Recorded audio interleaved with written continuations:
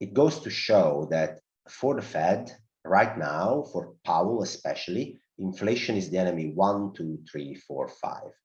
There is nothing else on the radar.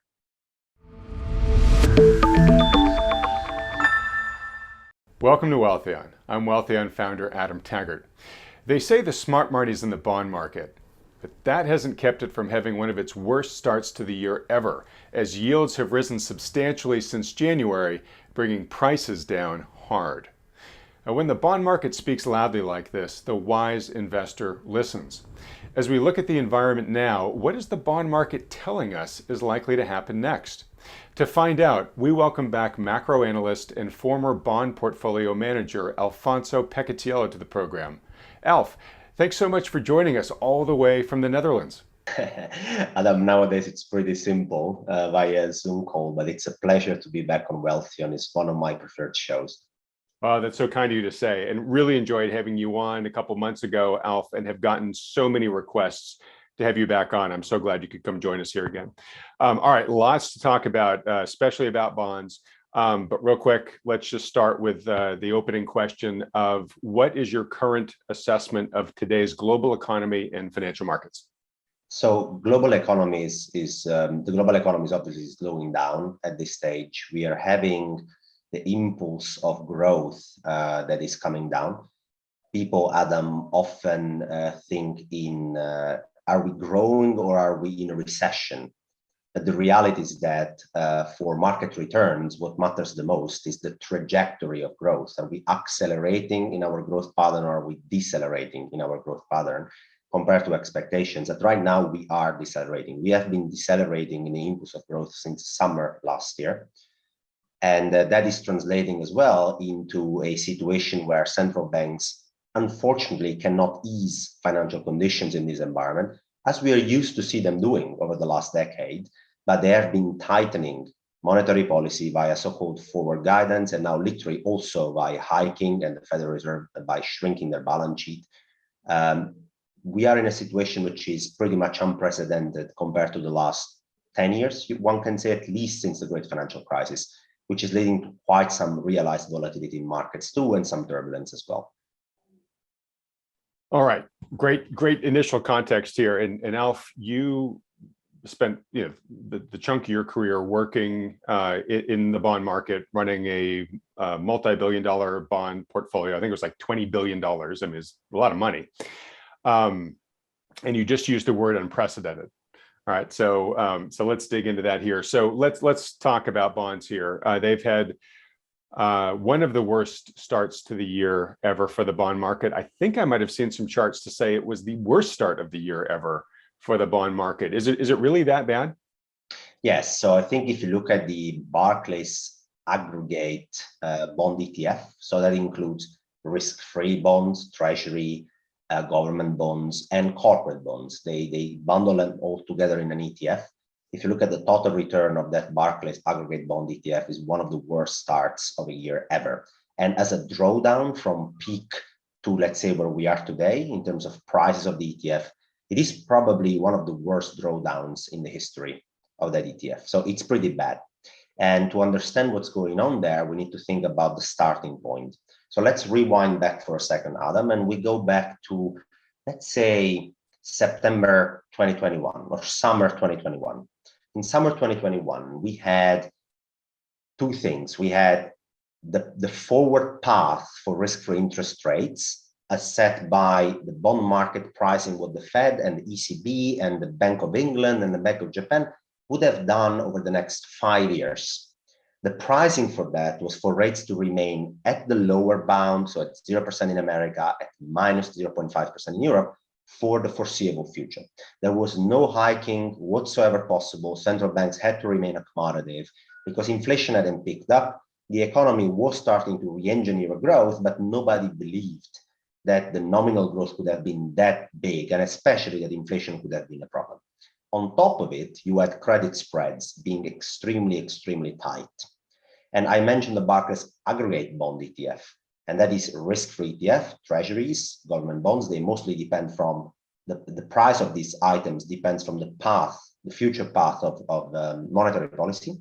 But if you take the corporate bonds in this ETF, they also depend on the credit spread. So the additional yield the corporate has to pay on top of a treasury to refinance their business model.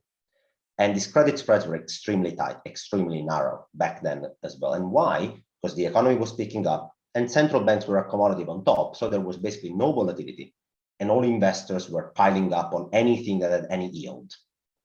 So if you start from that situation where credit spreads are very tight and there is no hike price through as well for the next 5 years, and then all of a sudden you get an inflation that seems to be much more resistant to the so-called hump, as Lagarde said in Europe, inflation is a hump, it's going to peak, it's going to go down. You get central bankers that get nervous. And that's what Powell actually signaled already in November 2021. He told us that he had changed his mind, basically. And that communication change has caused forward guidance to completely change, materially change. Investors had to reprice a hiking cycle from the Federal Reserve, a very aggressive one.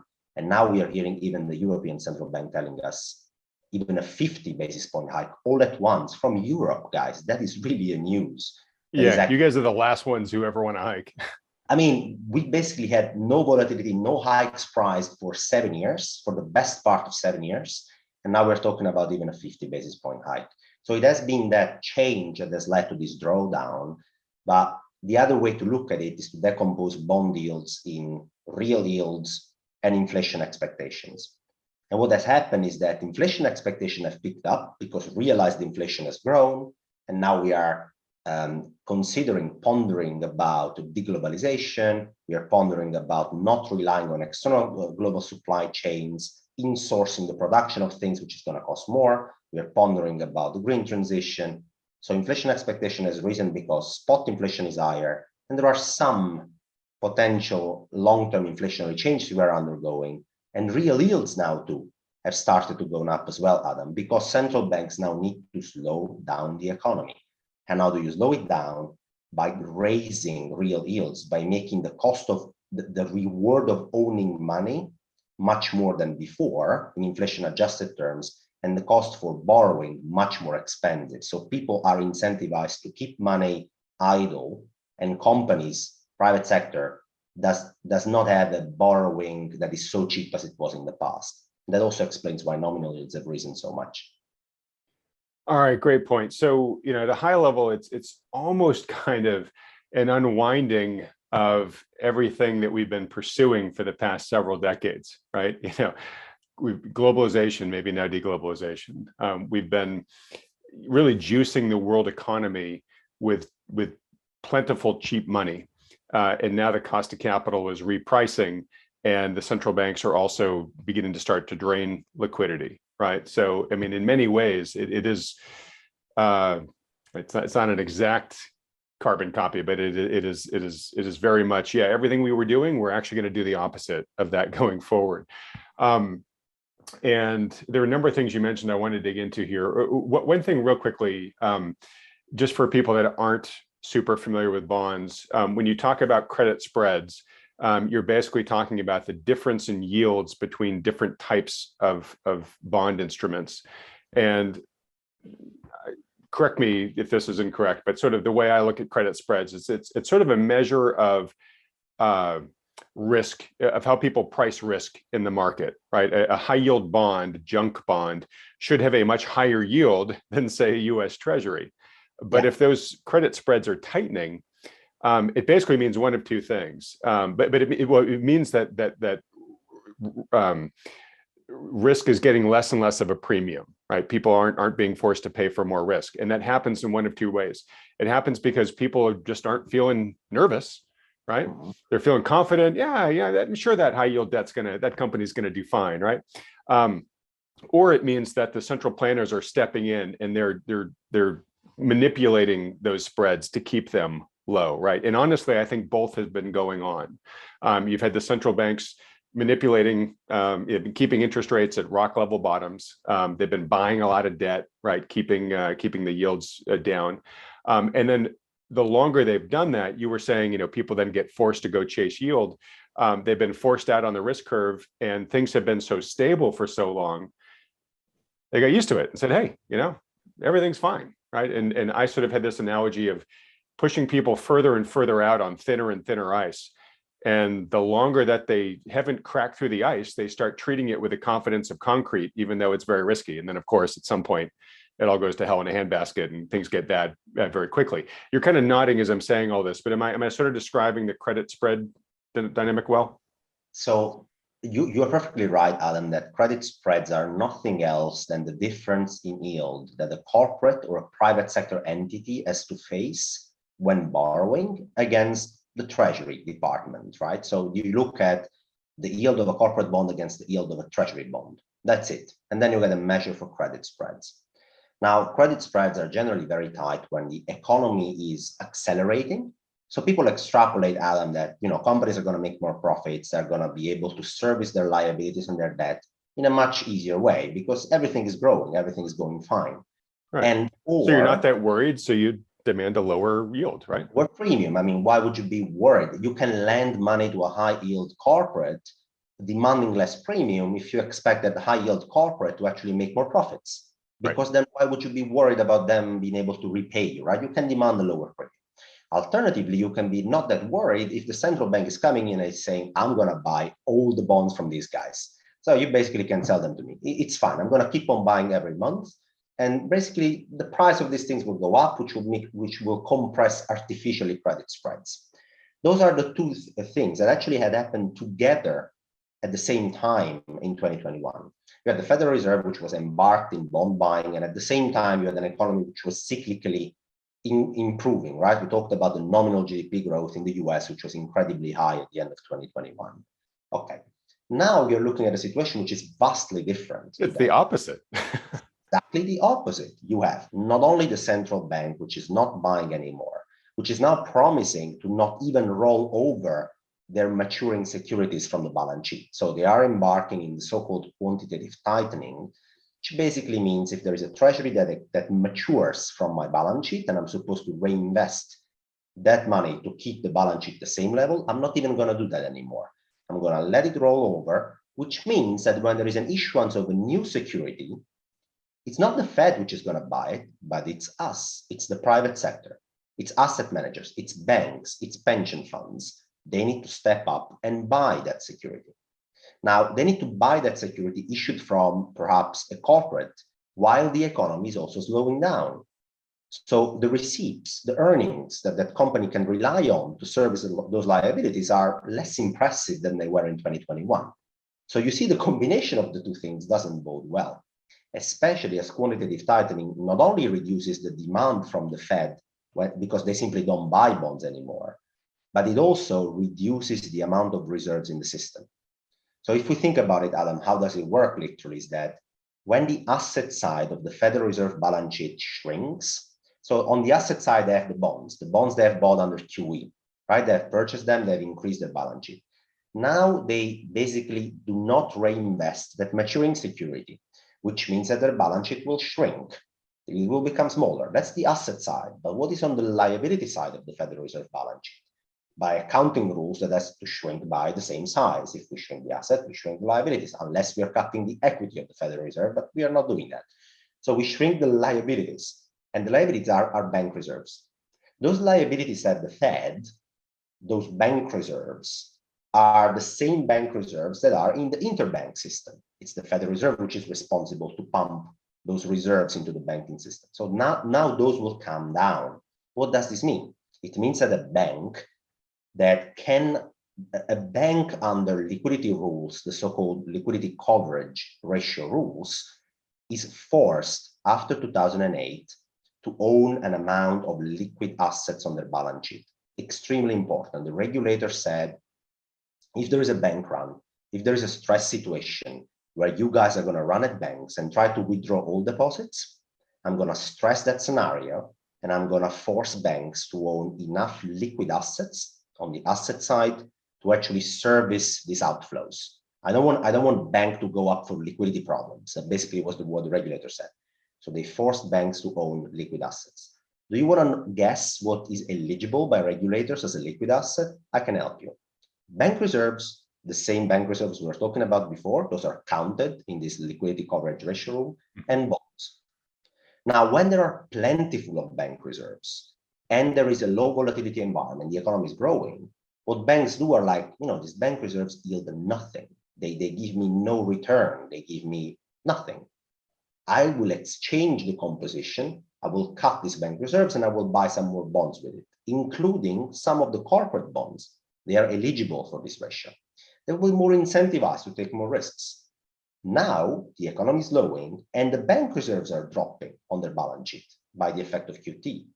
So their incentive to be there and buy the corporate bonds that they need to buy, because remember, the Federal Reserve is not buying the bonds anymore. Somebody needs to buy them, right?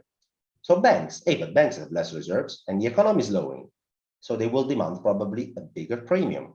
What is the premium? It's the credit spreads we were talking about before. So those credit spreads tend to widen, which in a vicious circle makes it more expensive for corporates to refinance their liabilities. What do corporates do if they can't refinance their liabilities very cheap? They cut their expenses. They lay off people. They stop investing. They don't do capex anymore. What does this achieve? It cools down the demand. It slows or they down. go out of business if they're a zombie company, but yes. Or if it's a high-yield company, it probably goes out of business. The Federal Reserve wants exactly that, Adam. They want to slow down and cool down things so that they can cool the inflationary process down. So all of these, the widening of credit spreads, the quantitative tightening, credit spreads, everything we have discussed is all an engineered tightening of financial conditions. That is what the Federal Reserve wants to achieve, and they are not going to stop until inflation literally slows down in a remarkable way. All right, so very important point. And I just did an interview earlier today with Danielle DiMartino Booth, who used to work for the Dallas Fed, who said exactly the same thing. I want to hammer this home because I still think the majority of people out there that are following the macro story, they think the Fed has got a glass jaw, and the minute things get kind of uncomfortable, that Powell's going to pivot. And Danielle is doubtful of that at this point. And it sounds like you get a fair degree of confidence that the Fed is committed to this, at least for the time being, right? And one of the things I want to underscore too that you're talking about is you're basically saying that. So the reason why all this is important, folks, is because the global economy runs on credit, right? Think of credit as the lifeblood that's flowing through the circulatory system of the global economy. We are now saying that the amount of credit is going to start shrinking. And we're also saying that the cost of the credit is going to go up. And what both of those combined means is that less economic activity is going to happen going forward, right? And that's the sort of demand destruction that you're talking about, Alf. So what that basically means is that, companies are going to have a tougher time. They're going to be able to employ fewer people. If the economy slows enough, we're going to go into recession. There might be big layoffs coming out of that. Danielle and I actually went through a ton of data that I won't bore you with here, Alf, but about how it looks like recession's pretty much unavoidable at this point in time. So it's really important. The thing I wanted to underscore here, and I sort of see you nodding here, Alf, but chime in, is the economy, not saying it's going into cardiac arrest, but we're saying that the blood flow through the global economy is slowing, and at the very least is going to give it some arrhythmia here. Yeah, I have to agree with all that you just said. I want just to make sure that people can visualize what we're talking about, Adam. So an extremely important point you made is that the economy runs on credit. So let's explain that for a second to the audience.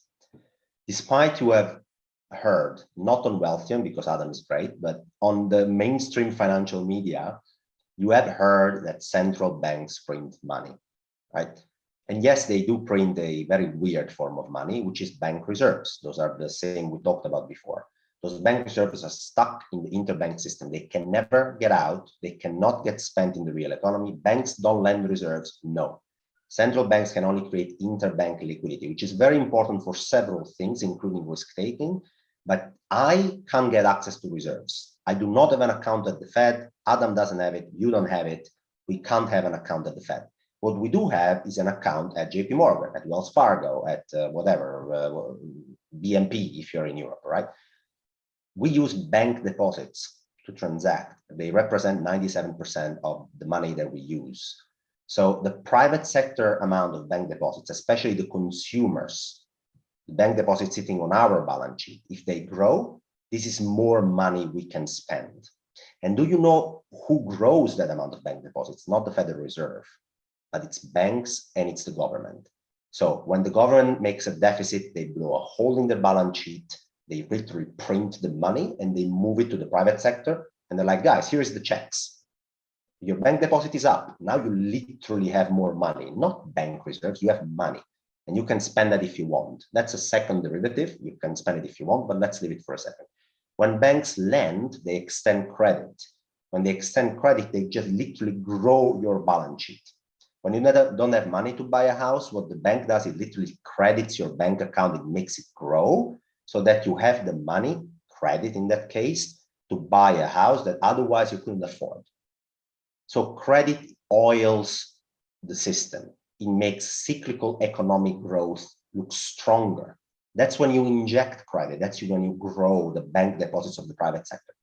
When you stop growing them that fast, the opposite happens. So here is a chart. The credit impulse against the earnings growth year on year of the companies in the S&P 500, lagged by 12 months. So the credit impulse basically measures if we are growing the amount of credit that gets thrown at Adam, me, and you guys, or if we are decelerating this process. You're not increasing the amount of spendable bank deposits for us. And that is the blue line in this chart. The orange line is lagged by 12 months, and that's the S&P 500 companies' year-on-year growth in earnings. Now, I lag that, which means the credit impulse, the blue line, leads the orange line by 12 months. It's a predictive indicator. Yeah, leading indicator. It's a leading indicator. And look how that works. You basically pump credit, the blue line goes up.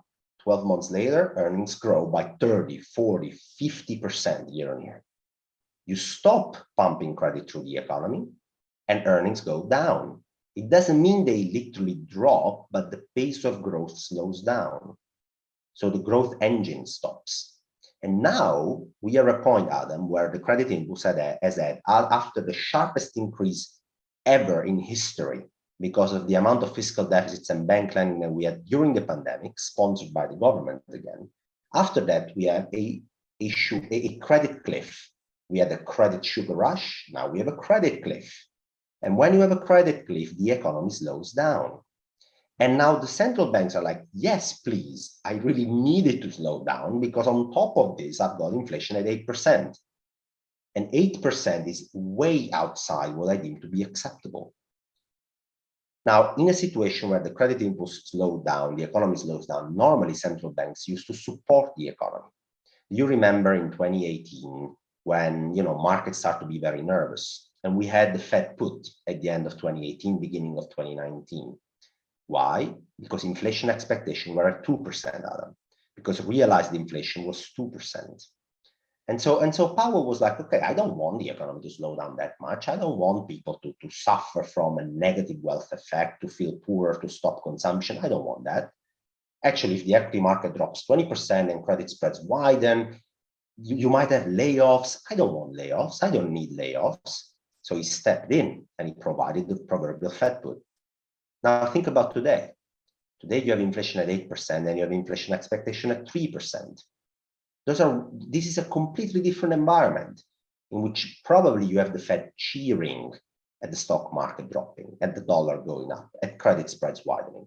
They do literally need the economy to slow down to tame inflation. And that is a completely different regime compared to the last 10 to 12 years. And that's why I use the unprecedented air quote, please me, because it's been an abused word over the last few months, but it is really a situation we haven't faced over the last 10 years. All right, yeah, and that's a great chart, and it's hard to argue, and we could have a whole discussion just about the importance of the credit impulse itself, but it's just a mathematical relationship, pretty much. So when you look at the fact that it's predicting a dramatic slowdown, it's not like, well, sometimes these are correlated and sometimes they're not. The correlation is incredibly tight, and plus a whole bunch of other factors. is why I want folks to kind of get the message from this and some of my other recent videos here, is that the odds of a recession ahead are high, or at least they are uncomfortably high enough that you should be asking yourself, what steps could I be taking now to reduce my vulnerability to this, right? In case I lose my job, in case, my company starts, cutting budgets, whatever, right? And there are lots of steps that people can take. All right, so you talk about unprecedented as well. One of the questions I asked Danielle, and folks, by the time this video comes out, the Danielle one should be out too, so I'll put up a link to it here. I asked her the question that I think lots of people have been asking, which is, why the heck did Jerome Powell renew his tenure at the Fed, knowing that there was all this pain coming down the road? I mean, he's got a front row seat to it. Probably nobody knows better than him exactly, how challenging things are going to be for his tenure now. And her take on it was, well, it might be that he's playing for legacy, that he kind of got pushed around by, first Trump and then Biden. And she talked about this kind of Game of Thrones intrigue in terms of the leadership, a challenge to his leadership coming up to the renomination. And she said two really interesting and what I think could be really important things. One is, she said that, I think it was Quarles, former Vice Chair Quarles, who just recently said that the Fed's been very criticized for not tightening sooner back in 2021. And Quarles basically said, we were so busy with the palace infighting that we were too dysfunctional at the time. Otherwise, we would have hiked back then. So it kind of gives a nod to exactly kind of how much intrigue was going on there. But anyways, now that Powell has, quote unquote, sort of won the Game of Thrones, what he might be doing now is saying, all right, I am going to lash myself to the mast. I'm going to do what just needs to be done. I want to secure my name in the pantheon of great Fed chairs in the past, like Paul Volcker, whose name he mentions almost every week now. So Powell may be really serious on doing whatever it takes to keep inflation under control. And you just talked about how, it wasn't a limiter for recent Feds previously. Now it's a big one. He's going to go out and try to slay that dragon, and doesn't really care at this point if he brings the market down with him or brings a recession in, if that's what he's got to do. So Adam, I think it was in December 2021, where Powell was for the first time very firm in the press conference. He was asked about all the potential negatives. Real wages are negative and the growth input is slowing down and participation rate is relatively low. He was basically teased with all these questions about the US economy. And I made a joke back then on the Macro Compass, where I published an article, and I basically said it sounded like an interview where journalists were asking questions to make him, doubt his newfound hawkish stance, and his answer would be, I don't care, I am hawkish. Next question. I don't care, I am hawkish. So he was extremely assertive in that press conference. And he has been, if you ask me, basically relentlessly for the last 5 months. And he has been mentioning Volcker quite some time, which is also interesting. It goes to show that for the Fed right now, for Powell especially, inflation is the enemy 1, 2, 3, 4, 5. There is nothing else on the radar. And in the past, you always had, normally the Fed has a dual mandate, it's labor market and it's inflation. On the labor market, the Federal Reserve is so convinced that it will remain strong, that even in their own summary of economic projections, they have a Fed hiking path for Fed funds rate to go almost to 3% in 2023 and to remain at 2.8% in 2024. And when you look at their unemployment rate projections for 2023 and 2024, they are still below 4%. So basically, they think that they can increase interest rates be above the levels of neutral, whatever that neutral is. They deem it to be between 2 and 2.5%. So they can literally go into restrictive territory. And nevertheless, the labor market is going to hold up very well. How strong of a message is that? They're basically telling you, guys, we have 2 mandates and a half, because the half mandate is to preserve financial stability, which is not to make the stock market drop 40% in a month. basically. It's a hidden mandate, but it's there. And right now, we only care about one part, which is inflation. The second and a half part of the mandate, we couldn't care less. Yeah, I agree. And I would even say that Powell's last press conference was a declaration of a war on jobs. He spent so much time talking about, the huge disparity between job openings and applicants and stuff like that, and basically said, look, my job is to bring down the demand side. I can't do much about supply, but I can bring down demand. We got a hot labor market. So he basically just said, jobs market, I'm painting a big target on you and I'm coming for you. And we're already beginning to see really a litany of rapidly increasing softness in the jobs market. And I just went through it all with Danielle, so I won't repeat it here. I just got to go on record, though, and say the Fed is absolutely smoking crack in terms of what it thinks, how strong its projections show the labor market's going to remain here. And I'd love to get your thoughts on that. But also, if we can, you had a chart I'd like to put up here real briefly, if you could talk to it for a second, too, of the Fed's inflation projections, just to show that the Fed's projections are generally way off kilter. I just posted on Twitter. The handle is @MacroAlf. Also posted on the Macro Compass in the past, similar projections where you can see Wall Street economists' projection for inflation. And part of it as well in that chart is the Fed own projection for inflation. And you have these dotted lines basically where the projections of where inflation would have been in, I don't know, April 2021, and then October 2021, and then December 2021. And you can always see these dotted lines basically reverting back. It was projected to be the peak in inflation every time, right? It used to be September 2021, then it became December 2021, then it's February. It's always going to be the peak. And then you have the white line, which is literally inflation, the realized number, which surprises on the upside every time. So I made a joke on the predictive abilities and skills of Wall Street economists, but even Fed economists at this stage to predict inflation. But Adam, the thing is, if you are now Powell and you have really communicated very clearly that your objective is really to tame inflation, how do you achieve that? So if you go into the weeds of monetary policy, he was very clear. I mean, the supply side of things, he can't do anything about it. He can't convince China not to apply the zero COVID policy and to make, to ship away all the components and semiconductor chips and anything that we use in the West in our supply chain. He can't do that.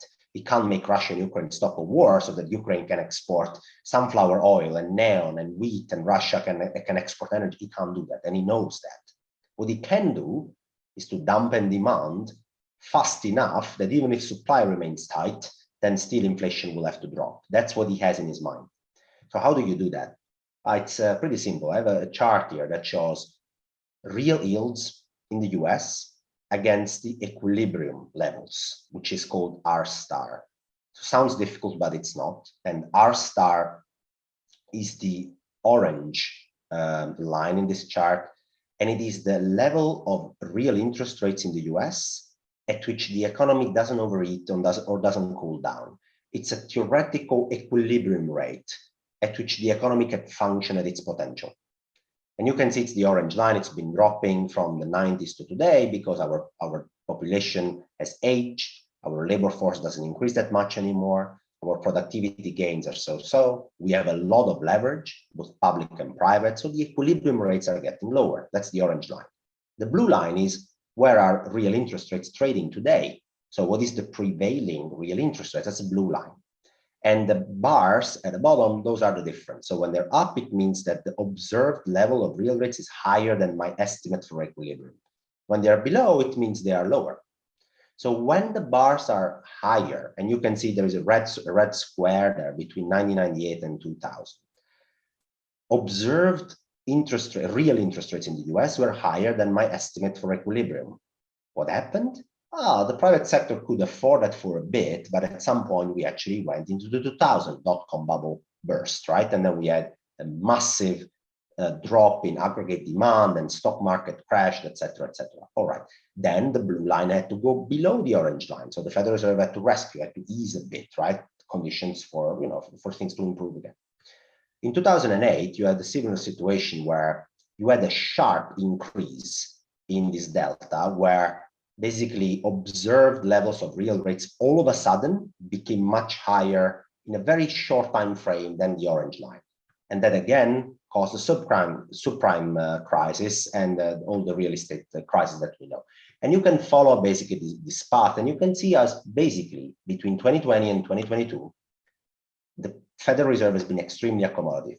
The histogram lines, the bars there are all negative, in deeply negative territory for quite a while. And that has caused overeating, both in financial markets and in the real economy. And now the Federal Reserve is telling us, no, that blue line needs to go up and fast and above levels of equilibrium. We need to tighten things up as soon as possible and as fast as possible. And that's what they are up for. They're up for a slowdown in the private sector so that aggregate demand slows down, hiring intention slows down, the job market slows down. He pointed out at many times at this ratio, job openings against unemployed people. That's about 2 right now in the US. There are 2 job openings for each still unemployed person in the labor force. So that makes for a very tight labor market. And he doesn't need that, because if a wage pressure develops on top of what we are already seeing, he might lose further its control and grip on inflation expectations. So what he's going to do is going to bring real rates higher than the equilibrium, credit spreads wider, stock prices lower, so that hiring intention is low as well. Have you ever heard of a Federal Reserve chairman deliberately looking for a slowing down economy? I don't remember of any of the last 10 years. Well, except Volcker, but except Volcker. So we are, again, I wasn't even there when Volcker was around. We are in a vastly different macroeconomic environment than we are used to. And so people that have this ingrained thought about the Fed put, I am afraid that the Fed didn't sell a put to the market. Right now, the Fed probably bought a put on the S&P 500 on things to slow down. Of course, I'm not saying they want a crisis. They don't want a 30, 40, 50% slowdown, but they're happy with financial conditions tightening right now. Right. So Danielle called it a controlled demolition, that's what they're trying to have, where they don't want it to go down 30% overnight, but they're happy with it going down 30% over 6 months, say, right? And I laughed when you said that they bought a put on the market because, you know, not saying this is intentional, but it's just one of those moments where a picture's worth 1,000 words, where when you look at when those Fed executives were exposed to having been placing trades on their behalf, you know, while setting Fed policy. And they all said, all right, you know, they all left their roles, but they said, okay, I've sold all my stocks, right? I'm showing that I'm not benefiting from this anymore. That was like the top of the market, right? It's almost like they sold their stocks and bought a put right then, and they've been running down since. Well, look, so it was a great chart. And it's you just mentioned 2 things that I want to just underscore here, because they're part of a great report that you just released called Your Polar Stars. You basically say, hey, look, I've got these 2 polar stars. Real yields are moving up for the wrong reasons, and they sit above long-term equilibrium levels, equals not good, right? And you just went through that with the chart. Second, you said, despite the sell-off, my equity risk premium metric says stocks are neither cheap nor expensive on a long-term basis, and there seems to be more room to reprice farther down. So first off, any other context you want to place around your polar stars? Because you wrote that piece to basically help people understand how you are navigating this new era we're entering into.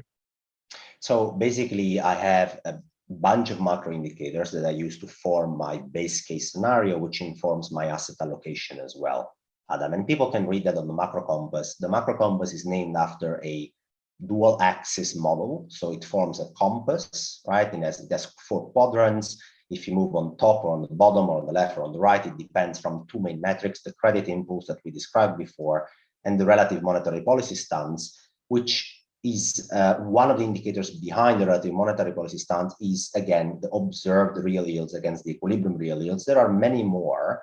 And so there are also other macro polar star indicators I look at in the Macro Compass to inform me about, you know, the base case macro scenario I should have and the asset allocation too. And in this case, the second macropolar star indicator I was referring to is the equity risk premium. So people tend to look at asset classes in silos. They basically look at the stock market as a separate entity from the bond market, as a separate entity from the credit market. Guys, not really. Everything in our market is interconnected. So this equity risk premium metric is nothing else than my very simple estimate for what are people getting rewarded for in investing in equity, so putting their capital at risk in a marginal way, compared to just investing in a risk-free asset. So people always have a choice. They can choose to have a return that is basically a risk-free real return, which is investing in treasuries denominated in the same currency they use every day, issued by the government in their domestic currency. And they can expect a certain return adjusted for inflation if they invest in that risk-free asset. That's their baseline, Adam. It's not zero. That's their baseline. And if they don't want to invest in that because they say, Alf, I'm not interested in the bond market either, then they're depositing money in a bank account, which again reflects the Fed funds rate over time. That's how commercial banks will decide what is your rate on a deposit account. And in inflation adjusted terms, the real yield that you will get there. So your benchmark is not zero, but it is a risk-free investment. A commercial bank deposit is not a risk-free investment above the FDIC $250,000 government guarantee. So most people will consider treasuries, the real return they can make in treasuries, as their real risk-free rate. And then I look at equities against that. So I benchmark them against my risk-free choice. And I look at the S&P 500 12-month forward earnings yield, which again sounds difficult, but it's not. What I look at is basically the opposite of the price earnings, which is the earnings yield. And then I look at 12 months forward. I want to incorporate at least the estimates for earnings 12 months down the road. So those are cleared up right from the equation.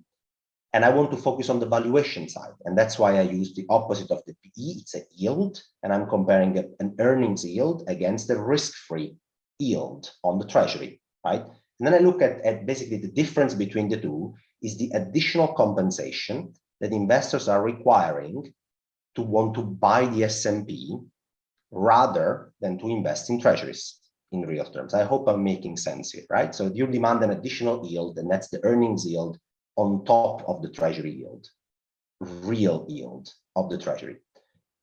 You compare the two and you plot a 15-year chart, so a pretty long chart, right? And then I put two bars there, an expensive and a cheap line. And these lines are nothing else than a one standard deviation metric. So they tell me, the average of this line, by the way, it's pretty constant over time at about 5.5%. That's more or less the mean of this line. People demand an additional compensation of 5.5% to invest in equities. So that's the equity risk premium, air quote, against investing in a risk-free asset. And now you can see that historically, every time that you went below the yellow line, so at around about 4.5%, well, there is a chance that people will say, I'm not getting compensated that much, right, to buy S&P, so you can get one of the retracement to the mean.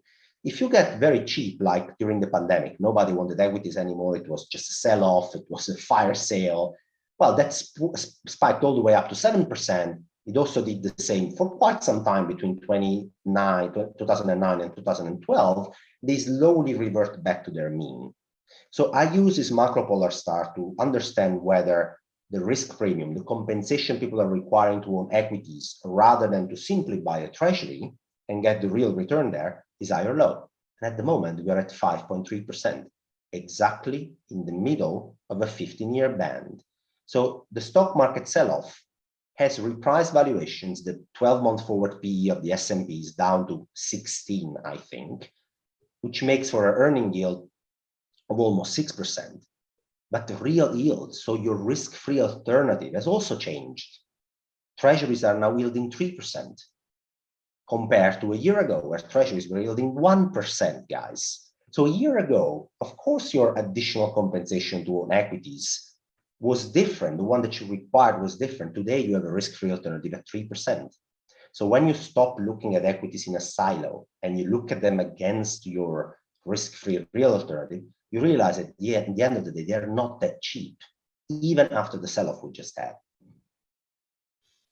Great point. I just saw it stated yesterday that we're moving from TINA, which was there is no alternative, and that's why everybody piled into stocks because you couldn't get return anywhere else, to now TARA, which is there are reasonable alternatives, which is sort of what you're saying here, right? Yeah, pretty much there are. I mean, we at the moment, this is one of the environments where it's difficult to. The main objective from investors should be to preserve their purchasing power over time. And now we have inflation running at 8% year on year. So you're supposed at least to deliver an 8% nominal return, and about every asset class is going down. So it is quite difficult, to be honest. And I've been on the Macro Compass pretty vocal from November about increasing your cash allocation, which wouldn't match your 8% inflation rate at all, but at least would save you from losing an additional 20% in the stock market. Exactly. Losing 8% to inflation in real terms is way better than losing 20, 30% nominally and then real on top of that. So, but again, we just said that the Federal Reserve does not want us to make money circulate, to provide capital, to take risks. They want us to do exactly the opposite. They want us to pare back, to scale back, to slow down consumption, to slow down demand. So it is normal, Adam, I think, that in this environment, you get negative returns. In the fourth quarter of 2018, where the Federal Reserve was somehow trying to tighten monetary policy as well, not to the same extent, but we got 93% of all global asset classes delivering a negative return. This is a similar environment on steroids, because on top of it, we have an 8% inflation rate. Right. And I just want to mention a chart I've shown in previous months here from John Hussman, who before this year has long been saying, look, if you look where valuations are and historical benchmarks, and he's an absolute mathematical wizard. So all the other data points that he looks at, he's basically said the market has been predicting 12 years of negative returns. I think it was 12 years on average, 6% negative annual returns, right? And it doesn't mean the market's going to yield negative 6% every year. It just means you're probably going to have some years where you're down an awful lot, and some years that are up and whatnot. But largely is sort of waving a flag of saying there could be a lost decade of returns here. And I'm not saying that that's exactly what you're saying here, Alf, but you're saying we're entering a period like that, and because the Fed in some ways is driving the bus in that direction of saying, look, if you're a financial asset investor, don't expect the joyride you've had the past decade. Absolutely not, because the Fed doesn't want you to feel wealthier at this stage, not at all, because you would probably go around and spend some more if your 401k was higher in terms of market value. If the second house you have or the first house you have was higher in value, perhaps your spending patterns would become more buoyant. They want exactly the opposite right now. This is basically a reverse wealth effect. We had a wealth effect going on in our portfolios for a while, because we seem to forget, but between the second half of 2020 and basically November 2021, in those 18 months, the stock market added several trillions of market capitalization, which meant our portfolios, our equity portfolio, our bond portfolios, they all went up in market value. There was a wealth effect, not to talk about the real estate market, Adam, which is the biggest market in the world, right, by a mile. There is a chart here, a good study from Powells research. They basically provide the market capitalizations for each of the biggest asset classes in the world. And you would expect the equity market, right, to be the biggest market in the world, not by a slim chance. The equity market is about $100 trillion, which is pretty big. The bond market, I'm reading, is about $120 trillion. It's even bigger. The residential real estate market plus the commercial real estate market, it's about $300 trillion. It is bigger than the equity and the bond market combined. It's huge. 50% bigger than them combined. It is huge. And that is the fastest way to kill demand via a negative wealth effect, is to make homeowners feel less wealthy, because 60+% of the population owns a home. So they feel that directly, right? I mean, something like 80% of all the financial assets are owned by the top 10% of households. So, what happens in the financial markets, has much less impact on kind of the nation's well-being than the housing market. So I'm just providing some stats to underscore exactly what you're saying, Alf. You are exactly right. And the bulls in the housing market, if you look at the surveys, they're still expecting the housing market to grow in terms of prices by 12% this year. That's the median expectation. Yeah, and I'm sorry, I'm going to say this again. Those guys are smoking crack too. But anyways, finish. My point was that the monthly mortgage payment on the US median house has increased by 44% in a year. Exactly. That's why I think they're smoking crack. It has gone up from $1,700 a month to $2,500 a month. So it's $800 more per month. It's $10,000 more a year to try and buy the same US median house than you bought a year ago. Now, right. Well, wages haven't moved up at all, and we're assuming people keep their jobs. I mean, so yes, I'm incredulous like you are. It's ridiculous. And the other thing is the Fed will be achieving two results with that. A, it slows down the wealth effect for the largest part of the consumers. And you're perfectly right on that. Almost everybody owns a house, so it's directly impacted with second round effects on their consumer behavior. The second thing they achieve is that shelter inflation with a lag will slow down. Do not forget that rent of shelter represents about 40% of the CPI basket. It's pretty big. And as house prices rise, and as a second round effect, rents can rise too. If house prices start to drop and people are forced seller of their second house, they were renting out of the third house or whatever, it has a second round effect on rents too. With a lag, they will stop going up, which means also inflation, also that large component of the CPI basket will slow down, which will achieve another objective of the Fed, which is to slow down inflation. So it's just going to happen. The housing market will slow down. Will it drop 30%? I don't think there are the conditions to see such large drops, but I think expectations are too rosy in the housing market too. Yeah, and I'll tell you, there are markets that could see a 30% correction, just given how distorted they've become. But I'll leave that for the housing experts to go into. So just to make a twin point here, I talked earlier about how I really felt that Powell's last press conference was him declaring war on jobs. I think you also can look at it and say he's also declaring war on homeowners too.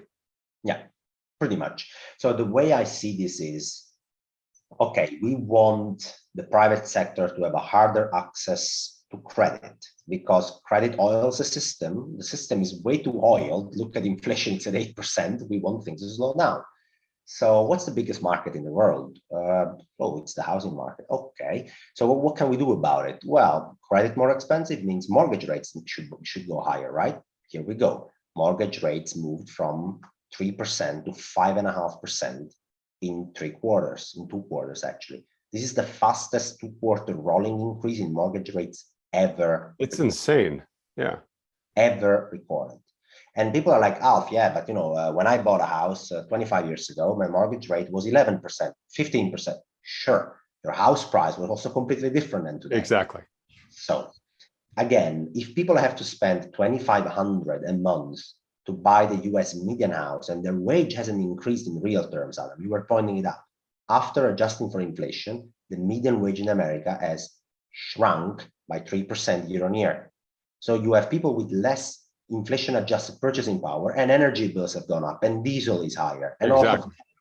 So the disposable income they can spend as a mortgage installment to buy the median house is probably lower than a year ago, and the price they need to pay in terms of mortgage installment is 44% higher. And higher.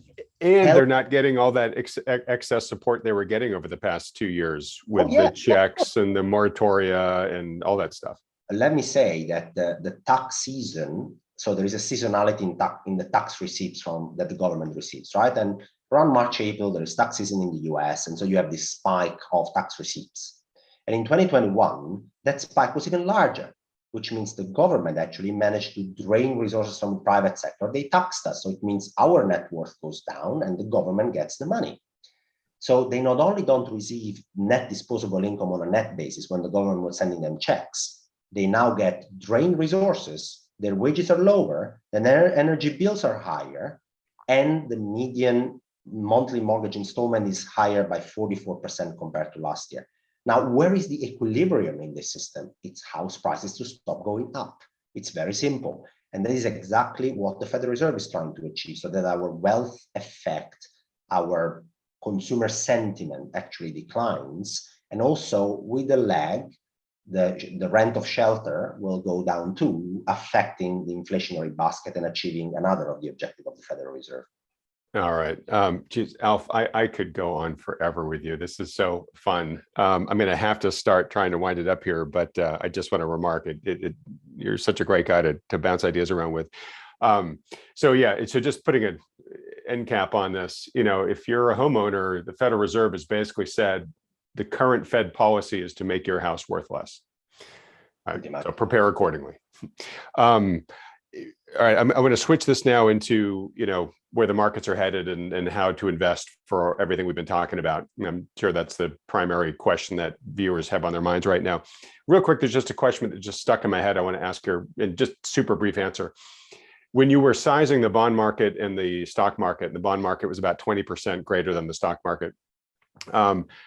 My memory from a decade or two ago was that the bond market used to be a lot bigger than the stock market. Is that a true memory, or were they always roughly in the same ballpark?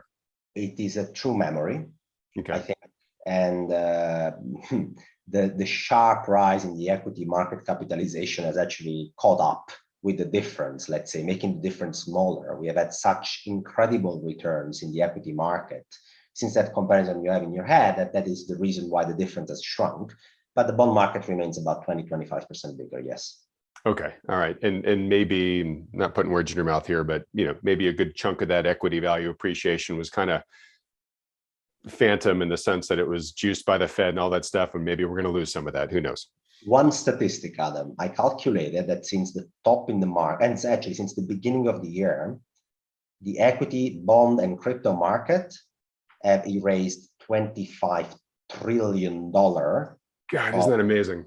Combined market cap. So, these numbers can go down pretty quickly. Basically, that's what we were trying to say. And again, that is what the Federal Reserve wants. They want these numbers to go down so that our wealth effect, portfolio wealth effect, actually shrinks.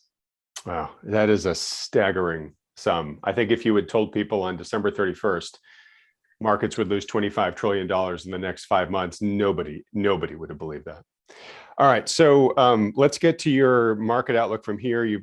This interview with Alf will continue over in part 2, which will be released on this channel soon, just as we're finished editing it.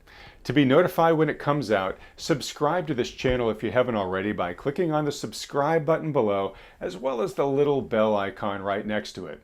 And be sure to hit the like button too while you're down there. Now last, if the darkening market outlook that Alf has detailed in this interview has you feeling a little vulnerable about the prospects for your wealth, then consider scheduling a free, no-strings-attached portfolio review by a financial advisor who can help manage your wealth, keeping in mind the trends and risks that Alf has mentioned here. Just go to Wealthion.com and we'll help set one up for you. Okay, I'll see you next over in part 2 of our video interview with Alfonso Peccatiello.